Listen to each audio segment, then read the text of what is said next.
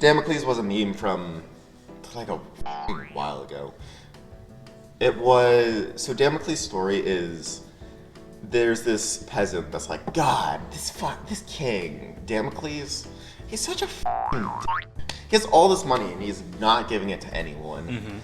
Why can't I just be king? And Damocles, for some reason, overhears and he's like, this is torture. He's like, no, you have it like really good. Why can't I be king? He's like, okay, you think I have it so good? Okay.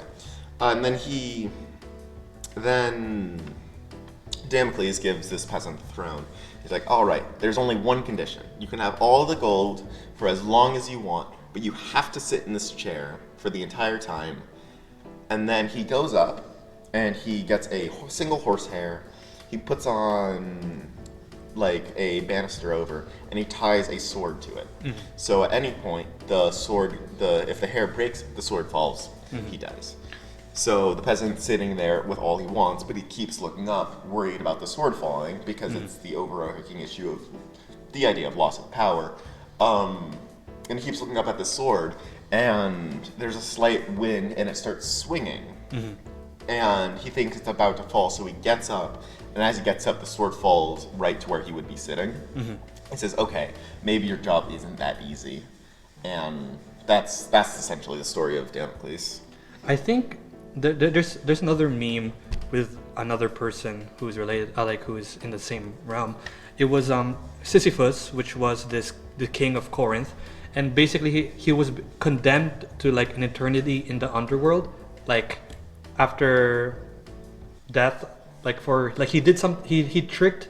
I think he did some trick and like defied the gods. So like he was just condemned to endlessly roll this massive boulder up a hill, only for it to roll back down again, because like he never reaches the top. So that's like it was an eternal punishment, and people have been like using that to explain whether jokingly or seriously their struggles in life. Yeah. So that was Sisyphus as a meme. I think Sisyphus as a meme is often misinterpreted, but I mean, Greek mythology keeps showing up in memes, don't they? Or do they? Welcome to Mythconceptions.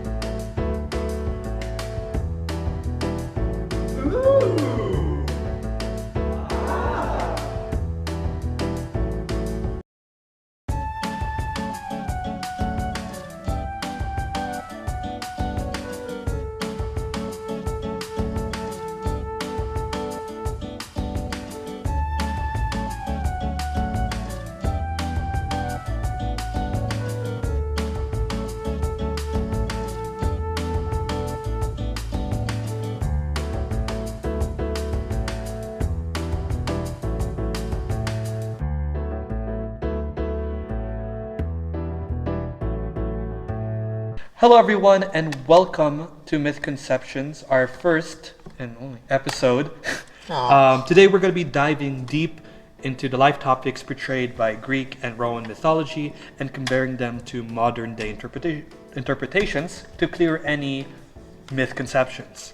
This week we will be diving into looking at what it means to live under divine influence, be that through fear, tradition, or cultural expectation, and how human behavior such as the fear of change, consequences of hubris, and blind faith expressed in these myths still resonate in the world today. So, to clear this hurdle, we will be looking at two stories that concern how Greek mythology uses their narrative to talk about human nature and look into whether those ideas and ideals still hold up in modern culture. I think one of the best stories that would fit this theme is the tragedy of Eurydice and Orpheus, told and interpreted specifically by Roman poet Ovid. Now, this story has an intense focus on themes such as love, grief, art, and the human psyche. And I think the story is fitting because it shows readers just how much some, if not all of us, are willing to go to get back what we have lost, and the consequences of even the most crucial misstep in the sea of the unwavering like human strength, basically. So to explain the story, let's start from the beginning. What exactly happened during this tragedy? This myth opens with a grand wedding, setting the stage a little bit. A day of joy. It's the celebration between the most talented and gifted musician of all time, Orpheus, and his soon-to-be wife Eurydice.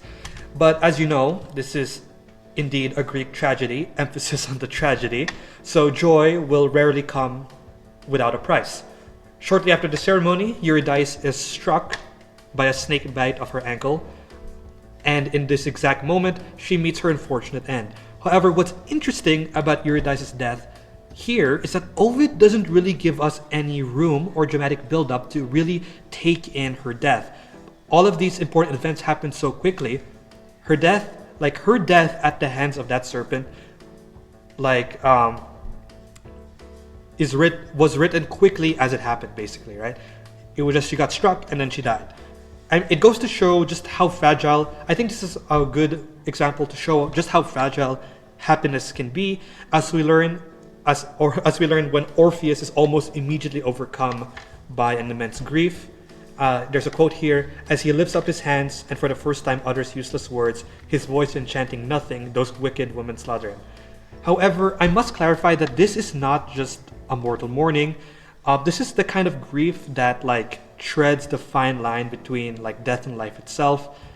This isn't like someone just died and someone just grieving. Normally, I feel like this is just so much more, as we learn, as he decides to venture towards the underworld itself to plead for Eurydice's return.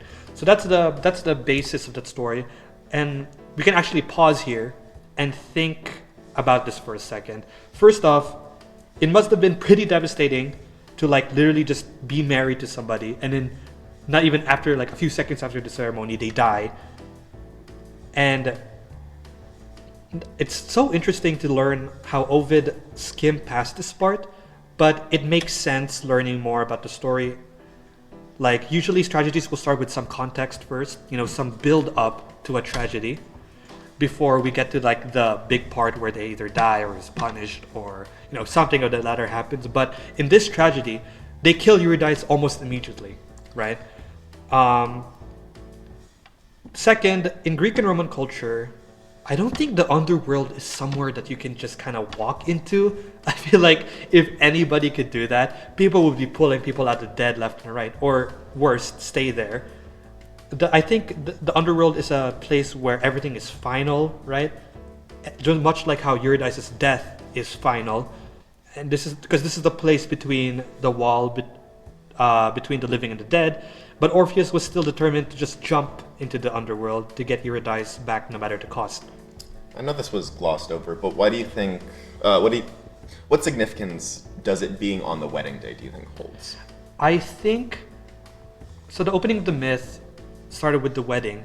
I think it was just to show this is a peak moment of anyone's life, really. So this is the peak of joy, of happiness, and a wedding in traditional or in modern terms, it's the promise of a new beginning, right? This is where everything starts with your significant other. I think it represents hope, love, and unity. So having the tragedy set up with a wedding is an effective way to set up the contrast to the following thing that happens, right? The rapid transition from celebration to despair really shows the fragility of happiness. It's you don't know what's gonna happen the next day. It's kind of akin to that idea. The wedding also, I think, establishes just how much Orpheus loves Eurydice. It gives him the motivation and the justification for literally diving into the underworld to go save his wife, which makes it all the more devastating when we learn what happens when he does get to the underworld. So, sorry, on that, you should continue is what I was going to say. Yeah.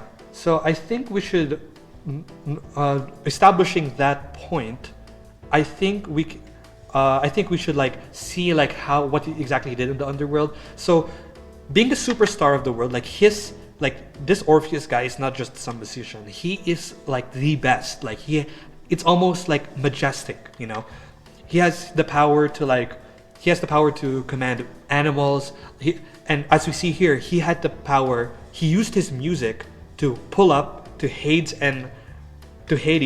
the king of the underworld, and sway him and his wife to convince them, to find a way to get his wife out of the underworld, right? So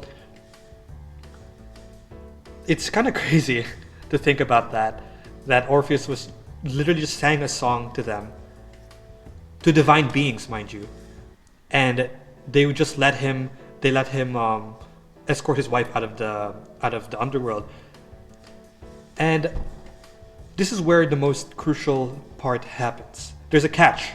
Of course there's a catch to allowing Orpheus to bring Eurydice out of the underworld, and he is not allowed to look back at Eurydice until they both completely exit the underworld. Which, in hindsight, it's pretty simple, right? You just walk towards the exit with your wife, and then you're pretty much free. They have a second chance at life.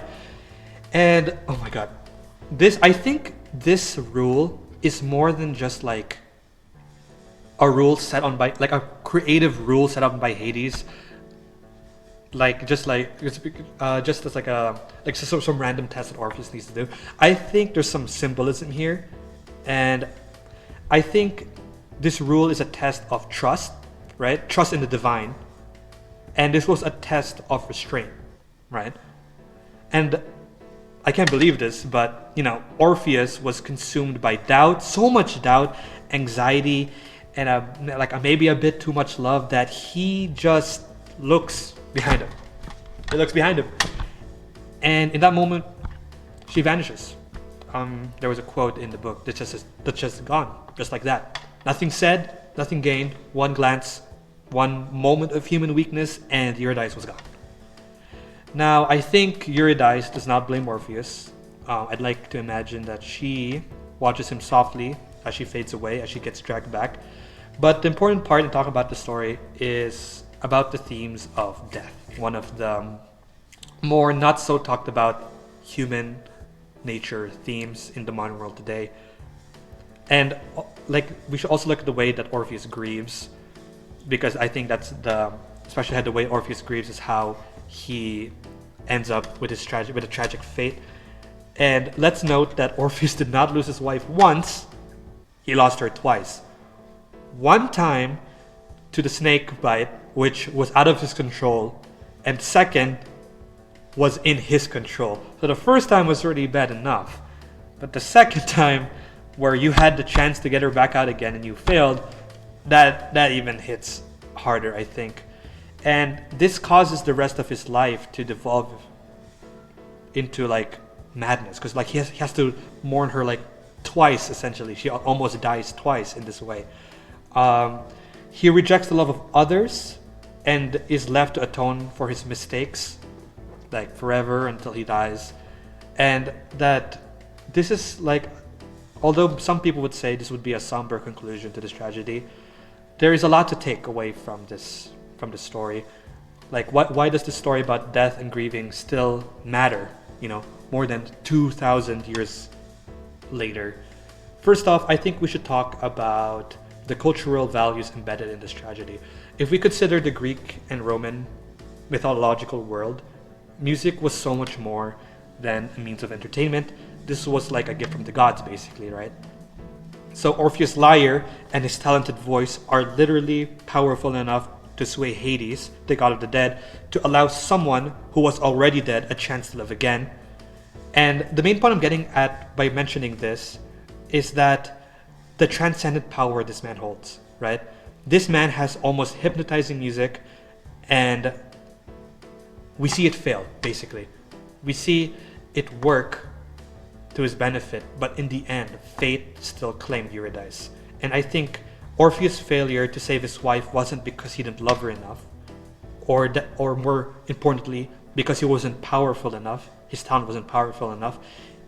He just he just failed it, because no matter how strong or no matter how strong or like no matter how much you try to change fate will always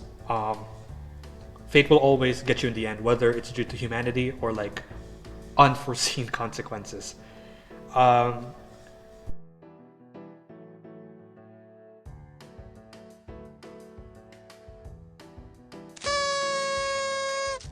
Hello everyone, and it's me, Joseph, from Mythconceptions, and welcome to my primary visual corner.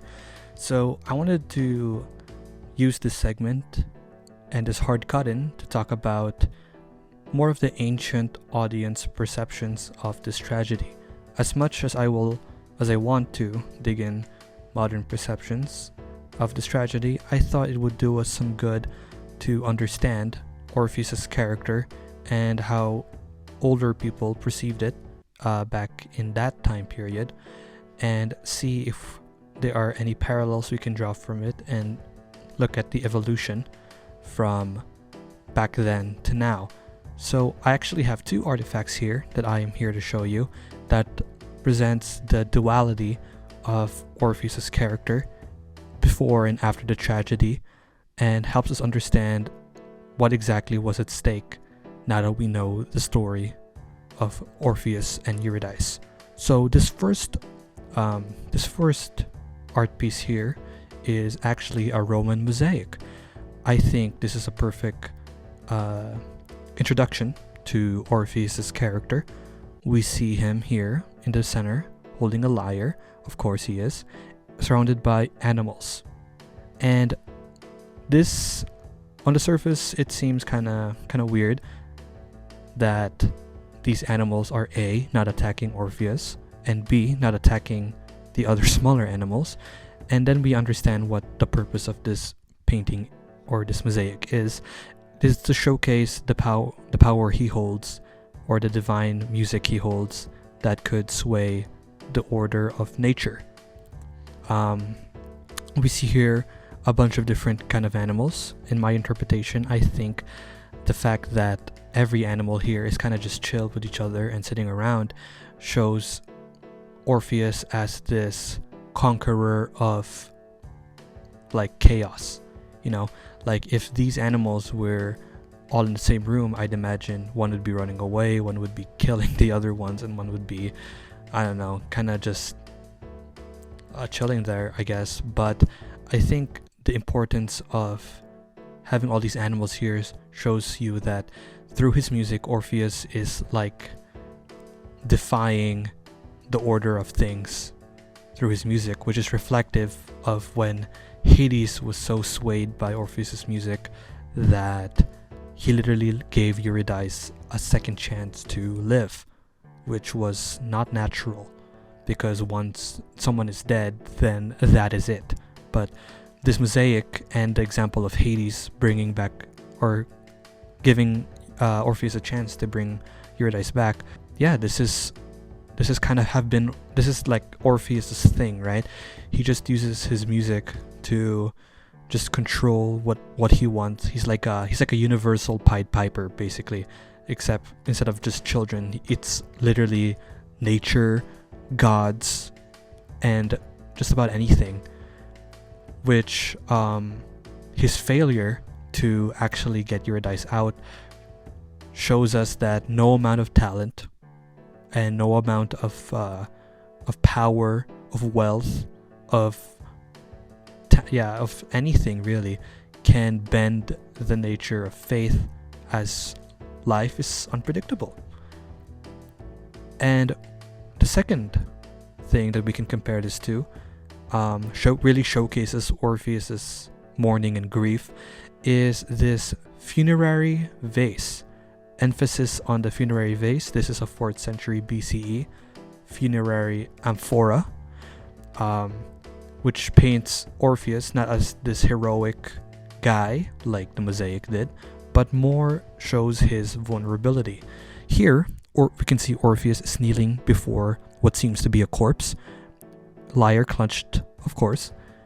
And if you consider that this vase holds ashes of dead people, this really shows that this is like not a scene of or painting Orpheus as using his lyre to control the will of every living or non-living being, but it's about, his flaws or the extent of his power.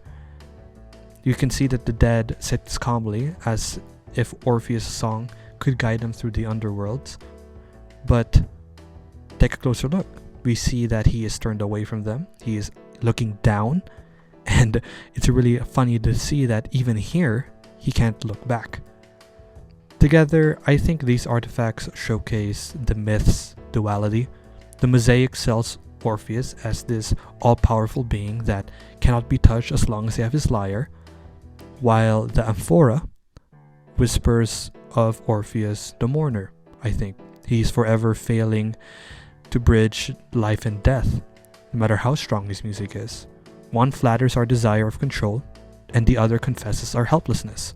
Yet both tools were used to explain mortality back then. This was how they approached the subject of mortality. And for the sake of connecting this to modern times, we still do this. We still turn artists into saviors. Think about celebrity worship, not naming a specific one, and rituals into magic, which I think the best comparison I could have for that is like viral self-care trends. We want to believe creativity can fix grief, that discipline can outrun doubt, but through Orpheus' story and these artifacts, it just reminds us that art isn't a cure, talent isn't a cure, grief isn't a cure, or wealth and power isn't a cure. It's a compass. It's more of a compass. It can't resurrect what people have lost, but it can help us carry the weight of living, just as that amphora carried the ashes of the dead, and just as this podcast carries its myths to you. I think the mosaic mirrors Orpheus's hubris in challenging Hades. Both peddled the lie that art and order can conquer this chaos, or just like anything, like such a supernatural power, which isn't a strange thing to happen in mythology, but this is a great example of how it could go so wrong. The amphora just reflects his failure. This funerary vase showcasing him playing the lyre to the dead, which can be interpreted in many ways, such as, is Orpheus playing the lyre to bring this guy back to life, or is Orpheus playing the lyre to help guide this man through, or this corpse through the afterlife? It just shows us the myth, or it shows like the myth grounding human limitation. A last few notes, I think. Just as the Greeks used the myths to process loss, we use modern rituals, such as, or in quotes, rituals, such as therapy and memorials to navigate grief. The fact that they used Orpheus, a man who tried to cheat death, in this funerary vase really showcases that, this was a way to deal with loss, carrying your ashes, or carrying your loved one's ashes in a vase. These visuals aren't just examples. I'd like to think they're proof of how the myth was lived, not just told. Orpheus was strong, was a very strong individual, had the power to control the gods who control everything. Yet, we see in this funerary vase that, no matter how much he would try to cheat death, his talents couldn't. Even the all-powerful god that gave him the chance for Eurydice to get out, Eurydice was dead. Eurydice had no chance to get back up to the living. I think fate would have claimed Eurydice either way. She was dead from the snake bit her. And I think the duality in portraying Orpheus as as a god, and Orpheus's vulnerability in the funerary vase really showcases or helps us understand the nature of this tragedy and how it's so much more. So yeah, now Podcast Me is gonna talk a whole bunch about modern conceptions. So, yep.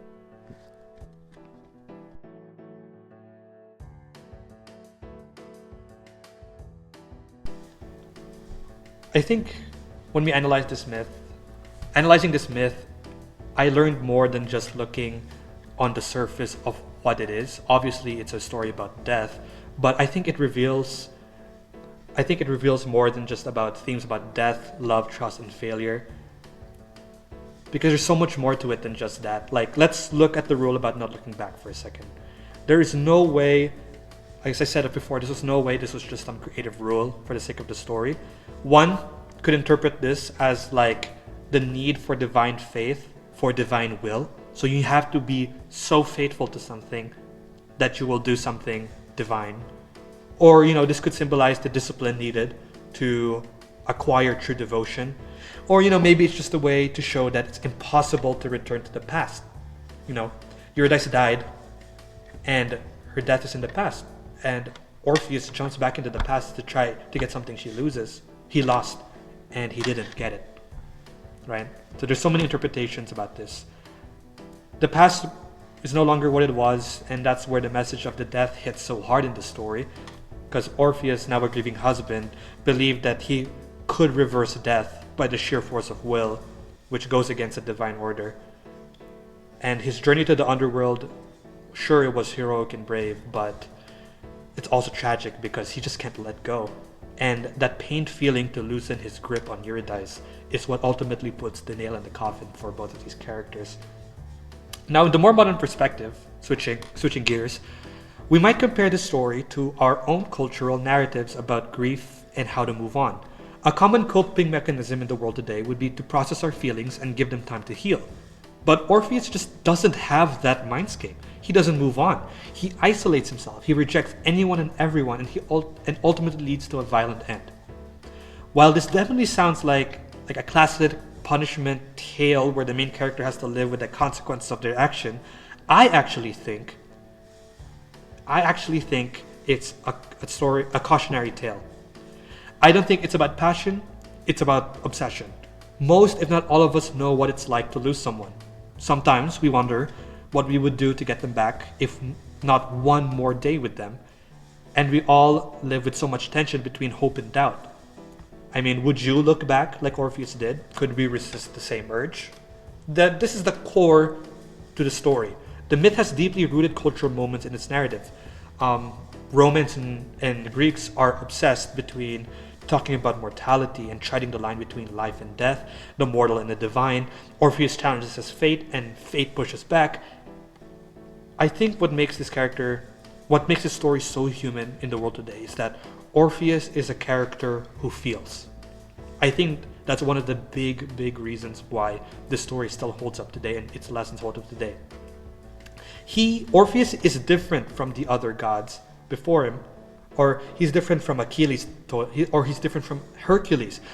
These two characters have killed so many things to prove their divinity, or to prove that they're like a god, basically, right? But Orpheus doesn't. He has emotional intelligence. He has emotional sensitivity, as we see through the immense grief from his wife's death. His story is not about strength, it's about vulnerability. He feels. He suffers. And, let's not look Eurydice here for a second. She was a kind, silent character in the story. But I think how Eurydice reacted to being pulled back was also such a powerful moment that resonated and could even give a sort of closure to those who have suffered the same thing as Orpheus. Well, not literally, but some closures about people who lost their loved ones. Eurydice doesn't scorn him. He doesn't curse Orpheus and berate him for looking back. In fact, when Orpheus moved back and looked back, I think she knew the rules, she knew what's lost, and in that moment, it's a stamp that says death is final, and she accepts it. No matter what you could or would have done when a person passes, that's it. It's over. Does that mean that person who passed will not be remembered? No. But nothing would bring them back to the living, no matter how powerful. And we see that so well in the story. As modern listeners and thinkers, we can admire the beauty of this tragedy and how this still speaks to our modern concerns. How fragile happiness is, the weight of grief, and the role of death and mortality in our own lives. This is one of the more memorable ways death and mortality is portrayed in mythology that still applies to our world today. Orpheus isn't just some figure from an old book. He is a symbol of what it means to be human. To hope, to fail, to create, and to mourn. And this is why this myth endures. Not because it's old and it will likely be forgotten, or unlikely be forgotten, but because it's true. It's true to human nature, and we've seen it happen countless of times, not exactly, but the themes are still there. And that's why we as humans can connect to this, and we still hold on to the story from 1,000, 2,000 years later. I would like to hear a little bit more on why did he look back. You did mention it briefly, but why did he look back? I think Orpheus looked back due to, as I said before, he had doubts, he had anxiety, and he had this overwhelming desire to confirm that Eurydice was in fact following him. This motion, I think this is really reflective of a fundamental aspect of human nature is the need of assurance, right? Despite the divine command, despite the rules he was given, he still looked back. I think this is akin to like feeling restless when you're almost there. Like this is such an important moment to him that when he has a chance to undo this change, he kind of almost got like nervous, right? He kind of started tripping over at the finish line, and like in his like emotional like breakdown, he looks back. I think that's why he looked back, is because he was so restless, he was so afraid, like what if Eurydice wasn't following me, or what if Eurydice fell somewhere or tripped, or like it was that uneasy feeling. It was his humanity that basically like made him look back. So yeah. You kind of touched on human nature a lot, and with that, do you think the human nature / humanity is a beneficial when it causes things like looking back and losing your while our human qualities such as love, doubt, and vulnerability can lead to mistakes, it also in turn can cultivate deeper connections that help us live better lives. The imperfections of mistakes that we make in life, no matter how devastating, still teaches us to learn and grow. And the term of Orpheus, although Orpheus' story did end up drastically different from like what I'm going to say about how we live better lives due to our mistakes, I believe that like in Orpheus's case, like if he had that support, or if he could have learned and growed from this death, right? He had a person he loved so much that he would go to the underworld and back to save her. That at least I hope it teaches Orpheus the power of love, right? The power of caring for somebody. And his mistake to look back, this feeling to look back was understandable. It was human, and this mistake should have helped him learn how to love somebody if he were to love again, which we know he did, but he doesn't. And I've heard like people would strive for perfection, being perfect all the time at the cost of pushing everything away, pushing everyone away, and try not to make mistakes in life, which is just not true. If you abandon your capacity to feel in the pursuit of perfection, it's like, why does the perfection even matter if you don't feel anything for it, right? So that's what I think about it. Like, mistakes are part of the human nature. We make them, it's fine. move on, Orpheus. We learn, we grow. We learn as we go. And two more. Yeah. On the document, I have these out of order, but if he had given himself the time to heal, how do you think the story would have changed? That's a tricky one. Like, obviously, it could have been ended differently with however Orpheus is as a person. But I think if Orpheus had allowed himself time to heal, he could have developed this stronger sense of acceptance with his loss. This would lead him to garner more of a proficient understanding of what love is, like I said with the previous question, and his mortality. I think the best thing he could have done was heal.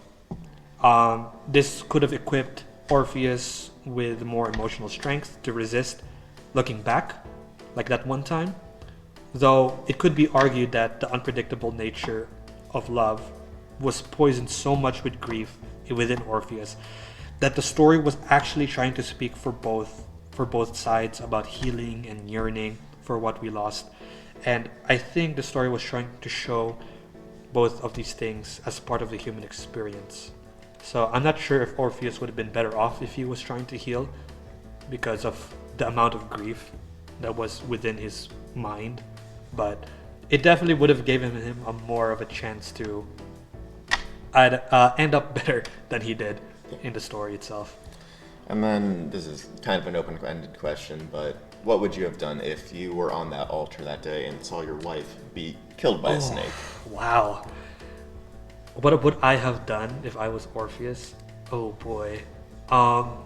Many might say, I don't know if it's a popular opinion, many might say they would just trust Hades, They would just be like, this is a cakewalk. I'm just gonna walk with Eurydice, with my wife behind me, knowing full well that I just have to walk this path.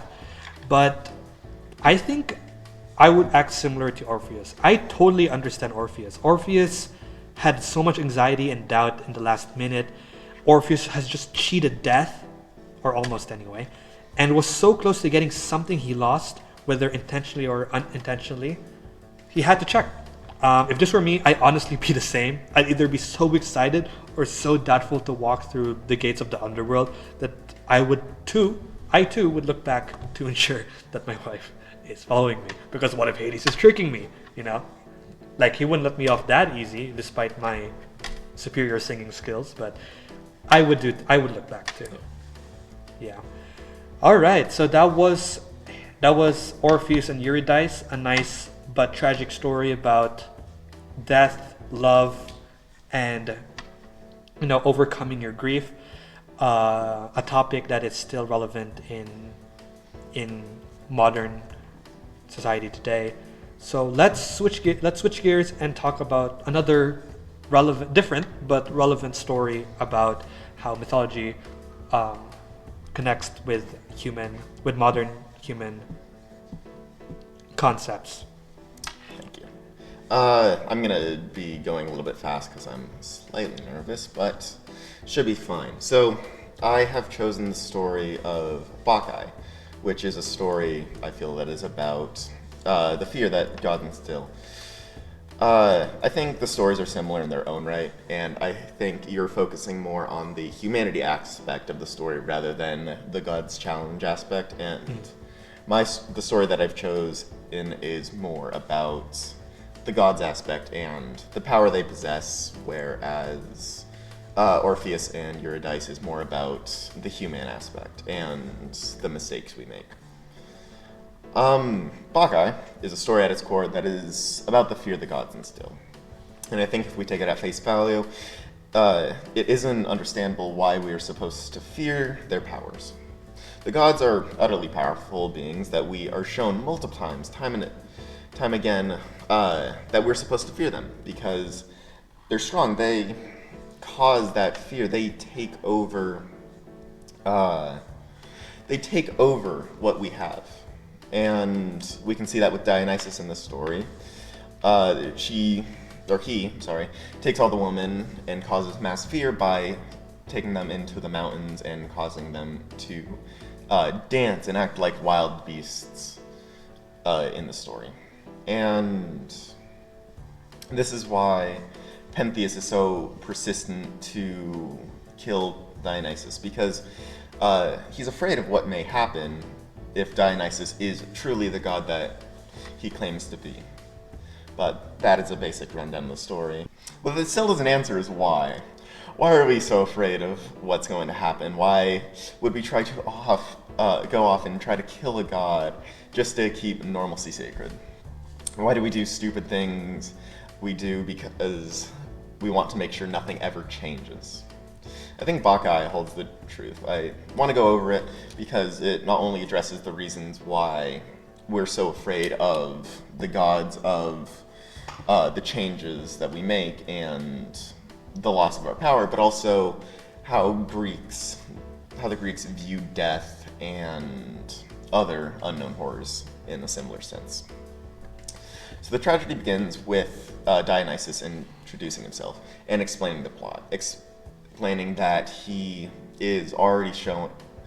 coming in and he's showing that he is this powerful being, and already showing that why people fear him and why people worship him in such the light that they do. It's the fears. Sorry. We can. This already given to the reason of. I am. God. I'm sorry. And what he is capable of. But because no one wants to lose all the women in their city. It's a fear so early installed that we don't question it. It's supposed to be as early as possible to make sure that we are afraid of him, and it's instantly, no questions asked. So that's interesting. I think, but why do you think, or why do we accept that fear is the default response to the unknown? We use fear as a default response to the unknown is because we make up stories in our head about what could happen. And what fear is it's an aspect of this could be dangerous. Sorry, fly in my face. This could be dangerous, and because it could be dangerous, we have to go out of our way to make sure that what we're doing is safe, and we don't want to lose our lives in the end. So we can see this with spiders, because we don't think the spider won't hurt me. We think the spider could hurt me. And with that, seeing the spider that could hurt me instead of the spider won't hurt me, we're going to be a lot more afraid of it than, say, a grasshopper, which most people know. Some people are afraid of bugs and could still see as a grasshopper could hurt me. We see grasshoppers as, this won't hurt me, so it's not something I should be afraid of. It still feels weird to have them crawling on you, but it's a lot less. This is also why many young children have a fear of the dark, because as kids, we create stories of what could be in the dark rather than what is in the dark. And that's why a lot of people have nightlights as kids. Let me continue moving on. Sorry. We move on to a song of the people who worship Dionysus. The song doesn't have much value, but rather explaining why Dionysus should be worshipped, once again showing the power that is so prevalent to be proved. The true play begins with a back and forth between Cadmus and Tiresias, I believe. Two old men, with Tiresias being blind, enter Pentheus. Pentheus explains that Dionysus... Why is there a page right there? That Dionysus is just a fake god who claims are from false origin. And from this tyranny, he could be executed. Tiresias steps in and says, "Your tongue is fluent and your words are sound, so smart, but there is no true wisdom in your words. And your words sound so smart, but there's no true wisdom in your words." And goes on to explain that he is delusional, and the facts he uses are misrepresented and incorrect. Cadmus suggests that he tell the lie to prove that Dionysus isn't the god that he claims to be, but he also mentions the fate of Actaeon, I have no clue how to say his name, and die. So why does we see here that he just straight out denies this guy, right? So why does authority dismiss this wisdom when it threatens their control? I think my answer for this was there's not really a sound answer for this, because when you have that control, you want to keep it. You want to do anything in your power to keep this control, whereas if you're seeing this wisdom from someone who's older and wiser than you, you're going to be quick to ignore them if it threatens what you hold dear, because you don't want to lose it. And if it's threatening what you hold dear, I'm going to repeat the same thing 3 times apparently. You're going to want to hold on, and you'll deny it so that you don't lose it. Because in denying it, not denying it, you agree that this is how you're going to lose your power. But in denying it, you can claim that this wasn't going to be how you lose your power, and give yourself more not building, but more of a relief of not having to lose your power. So, Cadmus suggests that that's what he should do. I did say that. After which, he urges him to wear a crown made of thorns. But Pentheus strongly refuses. "Get your hands off me. Do your raving elsewhere. Don't smear your silliness on me. I'll find that man, the one who taught you this stupidity, and I'll punish him." Again, showing this not wanting to lose his power by wearing a crown. He stands his ground, and we can see that others are afraid for him of being wrong, because they know what will happen and how he'll most likely end up if he continues the way he's claiming. From the play I watched, they changed the line, "A fool says foolish things. To a man who's mad tends to utter madness." Both of the lines mean the same thing, and I want to dwell on it. They leave after saying that because they don't want to watch his downfall, but listen to it. They don't want to watch not only his downfall, but listen to his untruths, referring to him as a madman. Him uttering madness is these things he say while trying to keep his power intact, whereas he's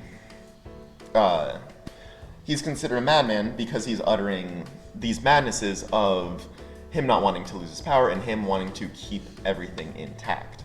This shows the fear that's already instilled from the gods on both sides, whereas the other people are unable to be convinced that Dionysus is not a god, and Pentheus is unable to be convinced that he is a god, where both sides would see the other sides as madmen uttering madness.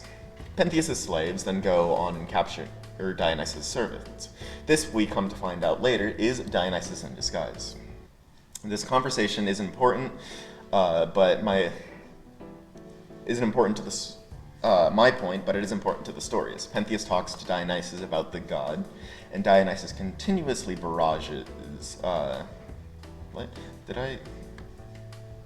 Dionysus continuously barrages him and avoids questions, which end in Pentheus locking Dionysus up, because Pentheus believes he is him mad. Again, it shows the fear of being wrong so prevalent in Pentheus. But this was already established. As I've said prior, he doesn't want to be wrong because it would force him to lose his power, and he can't believe that this is a god because if it was, then he'd die. The next scene is the followers being arrested, but Dionysus saving them by calling upon an earthquake god to summon an earthquake. Dionysus appears explaining how he escaped. Then we get to the important part. Pentheus' servants show up and tell him that there are women and dancing and acting like animals in the mountain, and Pentheus is clearly afraid. He tries to reason with it and goes through the stages of grief, where his servants ensure that the woman cannot be reasoned with.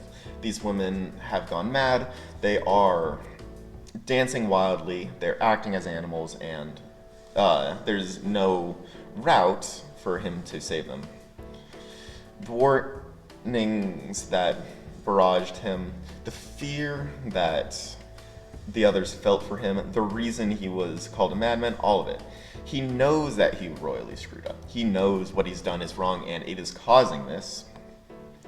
And now he's dug this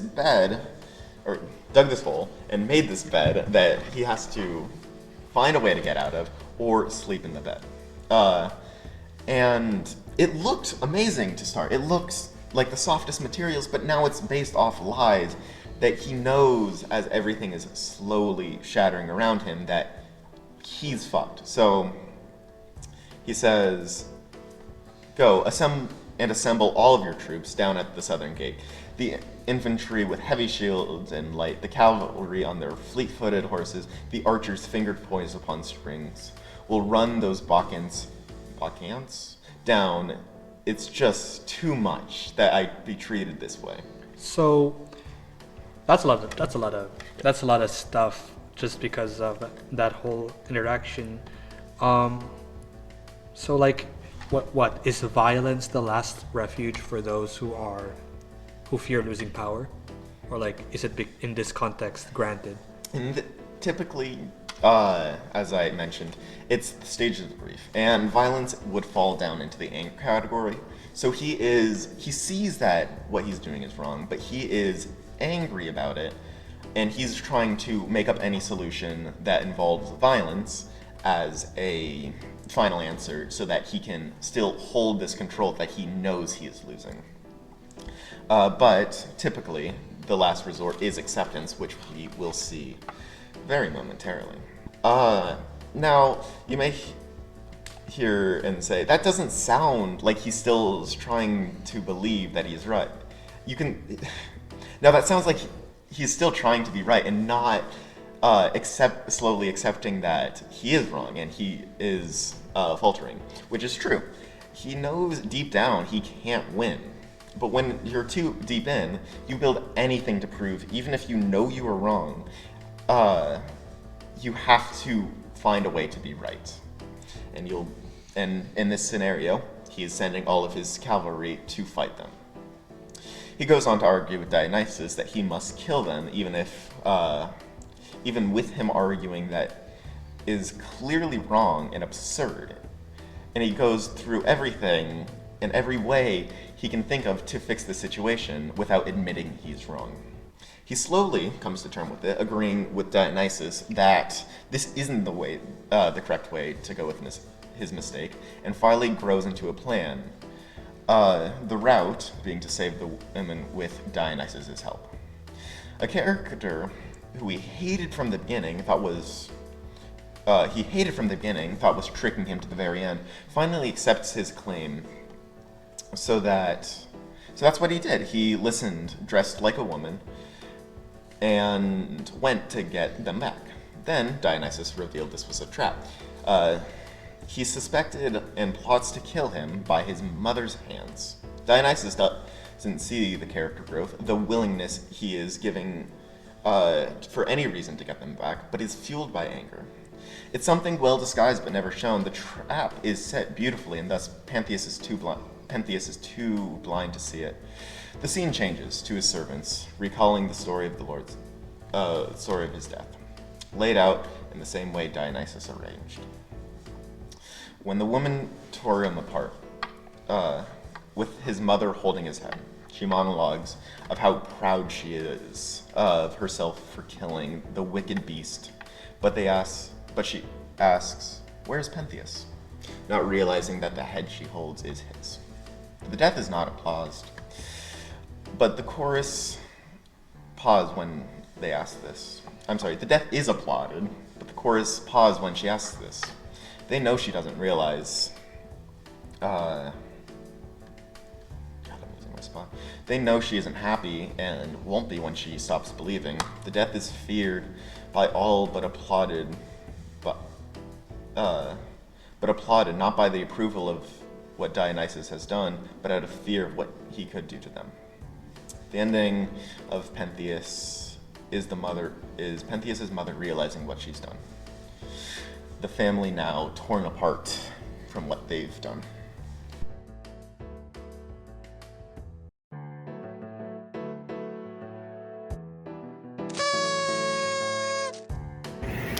Sorry for the hard cut, but we forgot to add first-hand sources, so the hard cut is for the first-hand sources.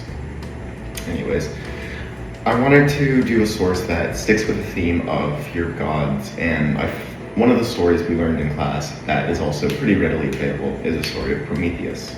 Prometheus being a person who purposely disobeyed the gods to take the fire for humanity, which is a noble act. But then again, in the source that I'm using, from Hesiod's Working Days, the transcript by Evelyn White, there's a line that says, but Zeus, in the anger of heart, hid it because Prometheus, the crafty, deceived him. Therefore, he planned sorrow and mischief against men. This line, of course, being a reference to Zeus's anger towards man for stealing fire. In the story of Prometheus, it goes on to explain that Prometheus, or the gods, did not want them to take fire. They had all these things that they didn't want to take. For the gods keep hidden from men to the means of life. Else, who would easily do work enough in a day to supply you for a full year without working. Soon would you put away rudder over smoke, and the fields worked by ox and sturdy mule would run to waste. So, these lines saying this are the reasons why they hid fire, and then when Prometheus stole it, Zeus got angry, and then punished Zeus by having an eagle come and eat his liver continuously. And again, it shows this fear of God where people don't purposefully steal the fire or purposely disobey God because they don't want that exact punishment. They don't want their liver to be eaten.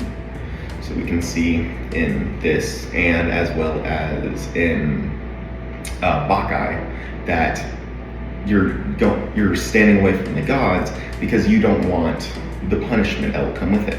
Again, in some earlier line in the play states, let's see if I can grab that in 1 second, but warns that he may suffer the same fate as Actaeon. Actaeon being someone who, again, disobeyed the gods and would end up dying for it. And now we have 3 stories that shows each one a different way of disobeying the gods, and each one being punished in a different way. The same way we can see in Sisyphus, as mentioned earlier. Now we have 4 stories where this theme of disobeying the gods becomes so prevalent because they don't want humanity not to prosper, but to challenge them, truthfully. It's not something I mentioned, but one of the reasons that for Bacchae is that he doesn't want to lose his power. The same ways, if the gods are challenged like this, they don't want their powers to be lessened.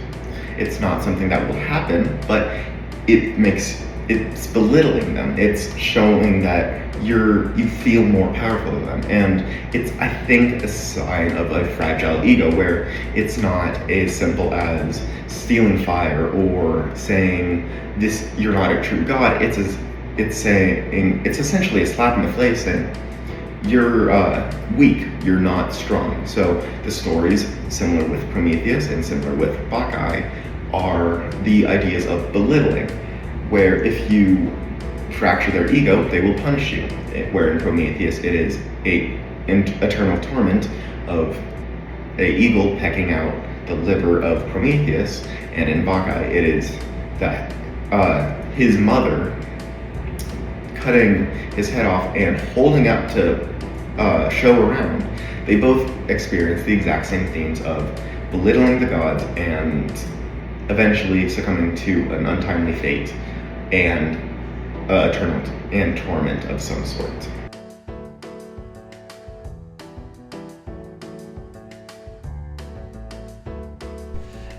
If this guy did grow, do you think his change, do you think growth can ever redeem us in the eyes of those who are trying to crave vengeance against us? What do you think? Yeah. I mean, there's 2 types of scenarios. One where the people that have dimensions are too blinded by this rage, by this anger for what you've done, where they won't see this growth. It's similar in how Megamind, great movie, you'll see the character still, as he's the mayor, still be fearing of him, and even though he starts saving the city, you can tell they're not easy about it. They know he's doing well, they know he's trying everything he can to help them, but there's still this uneasy feeling because you knew them as a villain, you knew them as this evil person, and you can see the changes there, but you can't get over the fact that at one point they were this villain that was trying to murder you. And so you can absolutely grow, but in this scenario with the god's rage, probably not. The story is not only about fear of what the gods instill, not the fear of losing power which you hold, but also about the fear of others, outsiders. He never trusted himself wisely, and he never trusted Dionysus, again, wisely. But he had to save his mother. And this villain who we were painting, praying for his downfall, became the hero in its own twisted way. A similar treatment to modern day. The similar fear of God many get established with from a young age. They cheer for someone who goes against them, die. That's spelled wrong, I think. They cheer when someone who goes against them dies, but they don't cheer when someone who they're with dies. They could have the same morals, but if you're rooting for one side or the other, if the other one dies, you'll still be cheering. The fear of others in a modern day is that we have sayings for such as stranger danger as kids because we're so afraid of what others might do to us. Our lives are instilled with this fear because what other methods do we have to believe? Agave sits, weeps as Cadmus explains what happened, and we are left with this feeling of remorse. One reason Bacchae is performed today is because we still live in a world with the same fears, the same meanings really is true. If we live our lives so afraid of what might happen, we never move. But that fear is also what saves us. So that's a lot of fear, talking about the benefits and pros and cons of fear. But can fear ever, like there are obviously some examples where like stranger dangers where it's definitely warranted, but is there ever a chance that there is a particular moment where fear can ever be a force of good? Absolutely. The fear is a controlling factor, but it's also what saves us. If we're afraid of something at a young age, like the dark, it may sound silly at first, but if we're out alone and we have that uneasy feeling in the dark, we may not go out late at night. And there may be someone out there who is watching, who is plotting to kill us if we go out in the dark. And the reason we're so instilled with this fear of strangers is even though it's not as likely as the research has shown, it's a good way to keep yourself safe. If you go up to a stranger who's offering you candy as a kid, there's a good chance you do get kidnapped. And the fear of strangers that we are instilled with is what saves us in the long run. Where was it? As you begin, Yeah. As you begin, you, like many others in the past and in modern day, root for the god. And he shows he is powerful and the kingdom is corrupt, so you root for him. But as the play goes on, you begin to believe for the villain, and it leaves you questioning, is the god really good? So yeah, let's look into that a bit more. When does divine justice, in this case, if this can be called justice, become divine tyranny?